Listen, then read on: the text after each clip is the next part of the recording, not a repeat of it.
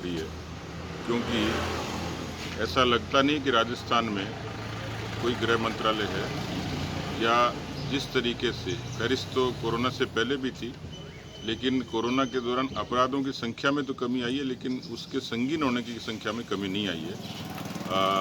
हम पिछले दिनों देखते हैं तो गैंगरेप की अनेक घटनाएं हुई हैं, छेड़छाड़ की हुई हैं, लेकिन इसके साथ हत्या, लूट और डकैती, और कल ही जो ताज़ा तरीन जो बातें हुई हैं नरेश कासनिया की जयपुर में, राजधानी में और मुख्य सड़क पर जिस तरीके से वारदात हुई है, अब वो जिन भी हालत में, लेकिन वो सच्चाई सामने आनी चाहिए।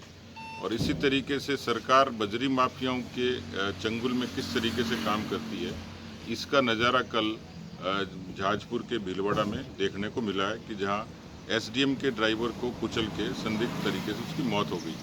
मुझे लगता है कि ये सामान्य वारदात नहीं है और किसी जिम्मेवार गृह मंत्री उसको जवाब देना चाहिए, लेकिन दुर्भाग्य से राजस्थान के मुख्यमंत्री गृह मंत्री हैं। अब ये तय करना है कि इस्तीफा लेते हैं कि देते हैं। एक नाकाबी तो दिखती है, क्योंकि जो घटनाएं जिस तरीके से हुई फहरिस्त अपराधों की, और हम पहले से ही कहते रहे कि अपराधियों में तो भरोसा बढ़ा है और आमजन में भय बढ़ा है, लेकिन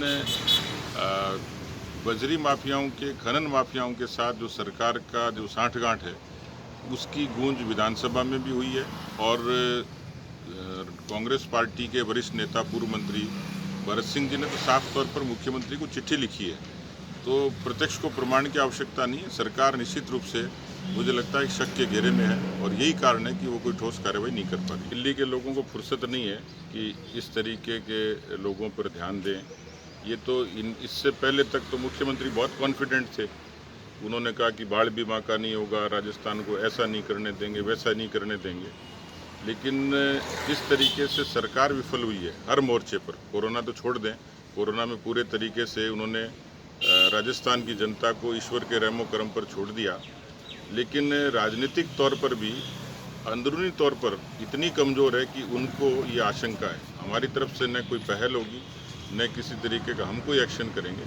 लेकिन ये पिछले 3-4 दिन से मुख्यमंत्री जी, इनके जो प्रमुख लोग जो बात कह रहे हैं, उसमें ऐसा लगता है कि उनका घर ही कमज़ोर है। उनको अपनी कमज़ोरी वो बीजेपी के माथे बढ़ना चाह रहे हैं, केंद्र के माथे बढ़ना चाह रहे हैं। मुझे लगता है कि किसी को कुछ करने की आवश्यकता ही नहीं है। आज नहीं तो कल, कल नहीं तो परसों ये सरकार अपने आप एडवोकेट हो जाएगी। जिस तरीके से काम कर रहे हैं, या तो इनको छोड़ना पड़ेगा, और नहीं तो मुझे लगता है कि सरकार में न तो नैतिकता बची है। और जो अंतर्विरोध दिखता है, हम सदन में देखते थे कि इनके खुद के मंत्री और विधायक आपस में जिस तरीके की बातें करते थे, और आज भी रिकॉर्डेड, हम नहीं करें, विश्वेंद्र सिंह जी, भरत सिंह जी या इनके जो विधायक कभी सवाल उठाते हैं, अभी तक इन्होंने इस बात का जवाब नहीं दिया कि इस वैश्विक महामारी के संकट में जहां पर बहुत सारे लोग काम कर रहे थे, इनके मंत्री प्रभार वाले जिलों में कितनी बार गए, इन्होंने अधिकारियों को कितने बार गया, खुद अपने मुख्यमंत्री के निवास से वो राजस्थान की जनता को भरोसा दिलाने में कामयाब कितनी बार हुए, ये कोई जवाब नहीं देंगे। तो मुझे लगता है